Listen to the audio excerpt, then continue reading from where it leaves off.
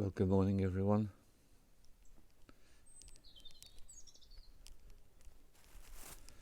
Lovely to hear the bird song before the dawn. It's one of those special mornings in England where you just know that the stars are out because there's no cloud to obscure them. The moon is a lovely crescent straight ahead. And I'm here to talk to you this morning about the Shamanic Recapitulation. Now, out of all the things that people are aware of about shamanism, this is perhaps one of the ones that people are least aware of, which is bitterly ironic because perhaps it's the most important part of the spiritual journey of the human being, the recapitulation. And it seems to be happening to me pretty much on schedule, really. So here's the thing about the recapitulation. I mean, the word actually means to kind of go back over. And so it's an opportunity that we get, and it tends to happen after we've been alive for a certain length of time. Broadly speaking, the longer the better, but when you've been around for a fair while and you've accumulated a lot of experiences, then there can come a point in your life, as it has in mine, has come a point in my life, terribly radical honesty, whereby, because so much of my identity has dropped away, so many of the things I used to do I don't do anymore because of all the changes in the circumstances, it allows a space to open up, which is very powerful indeed. And it's 1 degree out here, which for this part of the world is pretty rare, so it's like real winter conditions. I can actually see ice on the car ahead. And so it will happen to people in different ways, and there's another aspect of being a shaman, because some shamans are very much stalkers and others are much more dreamers. They're a different kind of shamans. I never really regarded myself particularly to be a dreamer, but it is completely obvious because I did actually record dream diaries for a period of years, long before I became a shamanic practitioner. Here we are, a bit of ice on that car. So this is very much what I'm going through. So what happens is I have a strong dream and I wake up from the dream whilst it's still night outside, and that will then throw me onto a trajectory of thoughts and awarenesses. And so this word is being bandied about so much at the moment. There's even a narcissistic community whereby people like to talk about narcissists ad nauseam. What a thought. Well, I've been looking at that in my life. I've been looking at the extent to which I have lived with narcissists in relationship, and the extent to which I've been a narcissist myself in relationship. And it's certainly not a straightforward thing. I thought it probably wouldn't be. And I can see that in certain parts of my life, particularly when I was married with our first child, and he was small, baby, young child, I could see at that particular point in my life that I was a very strange, paradoxical mix, because in a sense I was very much empathic because I'd done my health counsellor's training, and I guess that was the first thing in my life that really took me out of awareness of self and into awareness of others, doing a health counsellor's course, and to understand how the choices people are making in terms of their diets, their activities and their attitudes was actually having a fundamental effect on their experience of being alive, and how by making changes that could totally transform the person's life quality. That was a really valuable thing to learn, and that did throw me onto the empathic track of being aware of others and their needs and what motivated them and so on. And that all happened before I got married. So I went into my marriage a real mixture of the two. There were times that I was fiercely narcissistic, totally concerned only with my own needs and not looking at the needs of the others in the family, and there are times that I could see that I was intensely empathic and doing everything I could to alleviate the difficulties that my partner was experiencing and giving out massive amounts of attention to our child. And that really made me realise what an amazing journey it is, because we all start off intensely narcissistic. That's the whole point, isn't it? When you get born, if you're fortunate, there is one or more adult, and they are your caregivers, whether they're parents or whatever they want to be called, whatever relation or non-relation I have with you, that they are your caregivers. And what they do is they give you attention. That is a fundamental role. In a sense, I would argue it's perhaps more important than feeding and putting clothes and keeping the child warm. And that might sound like a strange and extreme thing to say, but there were some deeply offensive scientific studies that were done in the 20th century, and trust scientists to do this, literally. They got babies and they denied them attention.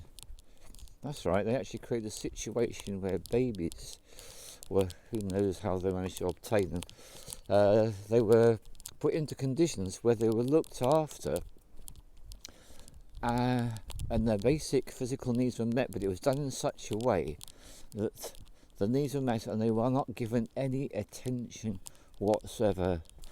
And most importantly, no touch. That was a really big part of this scientific experiment, and huge surprise. I mean, everyone knows the answer to what happened already except the scientists, and the answer is they all died. That's right, it is that simple. So baby plus no attention equals baby death. That really was it.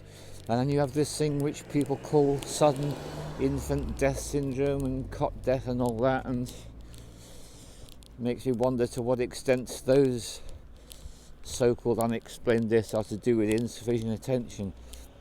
So this is the thing, that young child, that baby, that child as it grows up needs huge amounts of attention.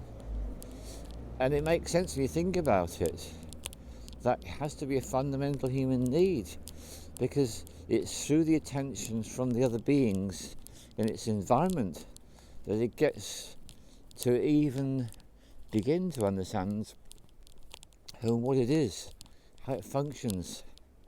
So that links in beautifully with the previous film about attention. So in this recapitulation, going back over the past, it all started for me when I was lying in bed this morning after having gradually woken up from this dream and being aware there used to be a radio program on, and it was called The Archers. And the really strange thing is this program was on long before I was born, and I do believe it's still on to this day. I haven't verified the fact, so you'll have to call me out on this if I'm wrong. It still exists. BBC Radio 4. It used to be on at 7:05, 6 days a week. And then on Sunday there used to be a condensed version of the whole thing, all 6 episodes strung together with a chunk taken out of each one. And this is how my narcissistic nature really came out throughout my marriage, is because whatever was going on, it all had to stop, and I became the family tyrant, and on went the Archers. The radio went on, and that was it. That was me immersed 15 minutes, having taken a complete exit out of whatever was going on in my life with my partner and child at that point. And that was it.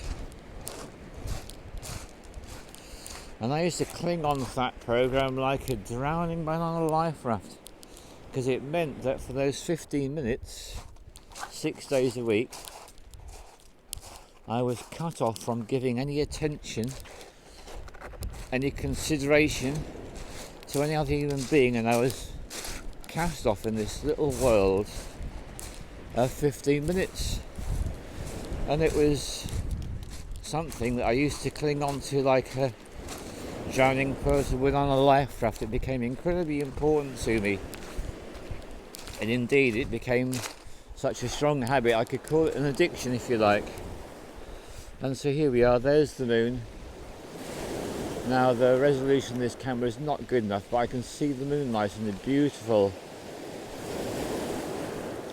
pathway connecting me directly from the waves here to the horizon. And it's really beautiful out here and incredibly cold. So another time the shamanic recapitulation might hit you is if you experience any period of illness whereby you're confined to your bed.